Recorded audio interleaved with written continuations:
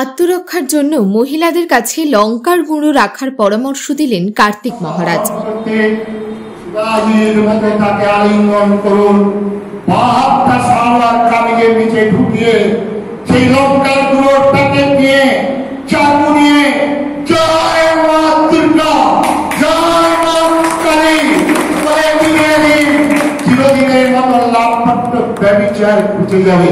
কোন দিদি আপনাকে রক্ষা করবে না, বুঝতেই তো পারছেন। আর কি কবে 2টা পর্যন্ত রাত জেগে জেগে তিনি ফোন করছেন। তাই বিদায় নেব। ওই বিবেকানন্দ জাহাজে চেপে যাচ্ছিলেন, তখন কাদরি সাহেব নিন্দা করছেন হিন্দু ধর্ম সম্পর্কে। সাহেবের কাছে করজোড়ে বিবেকানন্দ বললেন, আমার হিন্দু ধর্মের উদারতা, আমার হিন্দু ধর্মের মহানতা, আমার হিন্দু ধর্মের বিশ্বজনীন আদর্শ তুমি কিছুই জানো না সাহেব, কেন শুধু শুধু আমার ধর্ম সম্পর্কে নিন্দা করছো? সাহেব ক্ষান্ত হন, সাহেব বেশি করে নিন্দা করছেন।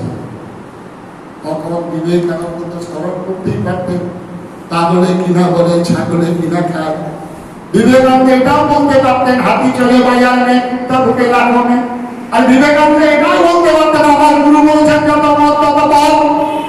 বিবেকানন্দ তাকে স্মরণ করলেন না।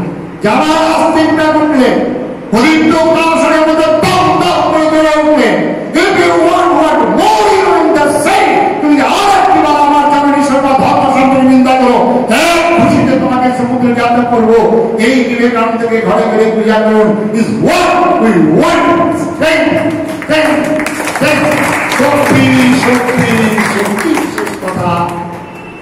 উত্তর 24 পরগনা জেলার মচলন্দপুর উষা ভবন হলঘরে এক বিশেষ ধর্ম সম্মেলনের আয়োজন করে হিন্দু জাগরণ মঞ্চ। মঞ্চে প্রধান অতিথি হিসাবে উপস্থিত ছিলেন পদ্মশ্রী পুরস্কার প্রাপ্ত ভারত সেবাশ্রমের কার্তিক মহারাজ।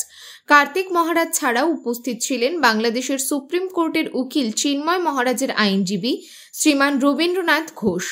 এদিন এই ধর্ম সম্মেলনে কয়েকশো মানুষ আসেন কার্তিক মহারাজের বক্তব্য শুনতে।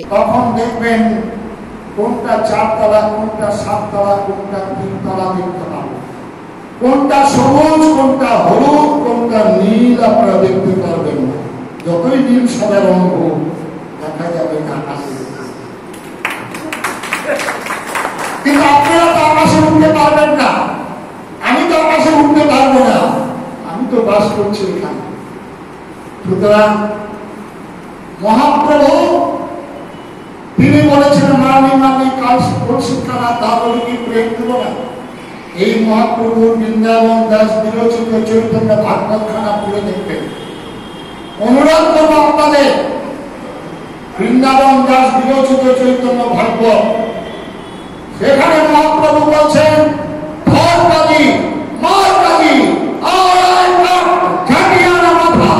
কোথায় গেলে কাজী বেটা, আজ ভগবান করিল নির্যাতন। কে বলছেন? বাঙালি হিন্দু প্রেমের অবতার চৈতন্য।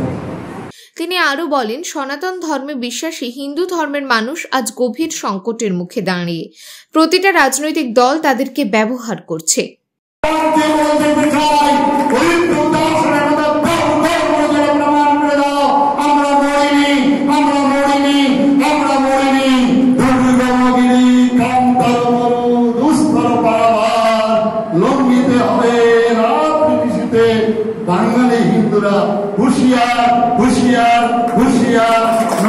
বসিরহাটে তুলসী সম্মান যাত্রায় এসে কার্তিক মহারাজ বললেন, এদেরকে মুসলমান তাড়ানোর কথা বলে হিন্দু করে যারা বলছেন, মূর্খের স্বর্গে তারা বাস করছেন।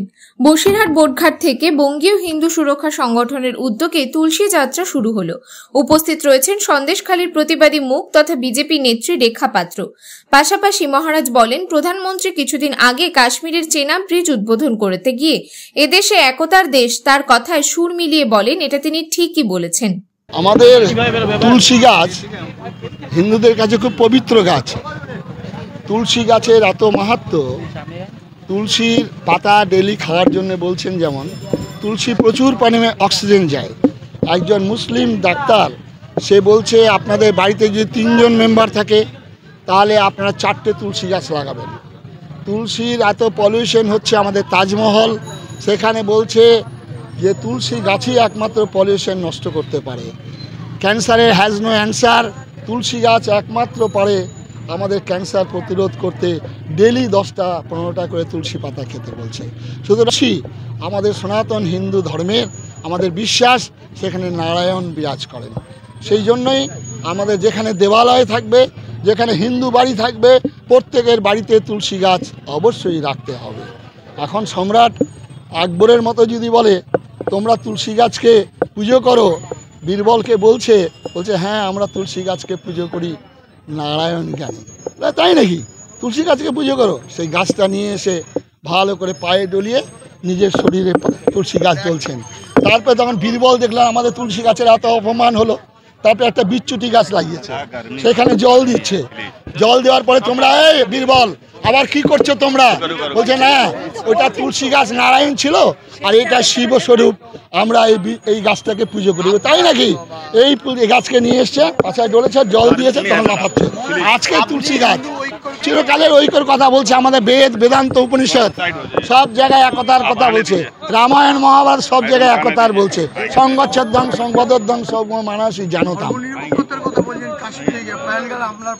ভারতবর্ষের ধর্মনিরপেক্ষতা মুখে বলতে হয় না, আমরাই একমাত্র সর্বেশাং মঙ্গলাং ভূয়াৎ বলি। আমরাই একমাত্র গাছকে পুজো করি, পাথরকে পুজো করি, সাপকে পুজো করি। আমরা ধর্মনিরপেক্ষতা কাকে বলে? ধর্মনিরপেক্ষতা এর থেকে আর বড় আছে নাকি? ভারতবর্ষের সমস্ত শ্রেণীর দিবে আর নিবে, মিলাবে আর মিলবে, যাবে না ফিরে এই মহাভারতের সাগর তীরে। কেউ যদি মনে করে আমরা মুসলমানদের তাড়িয়ে এটা হিন্দু বানাবো, এটা মূর্খের স্বর্গে। কেউ যদি মনে করে মুসলমানরা আমরা যেখানে সংখ্যায় বাস করি, হিন্দুদের জ্বালিয়ে পুড়িয়ে মেরে দিয়ে আমরা এটা মুসলমান বানাবো, এটা স্বর্গের মূর্খের স্বর্গে বাস করছে। এই ধরনের আরও খবর জানতে এবং দেখতে অবশ্যই চোখ রাখুন হিডেন বার্তার পর্দায়।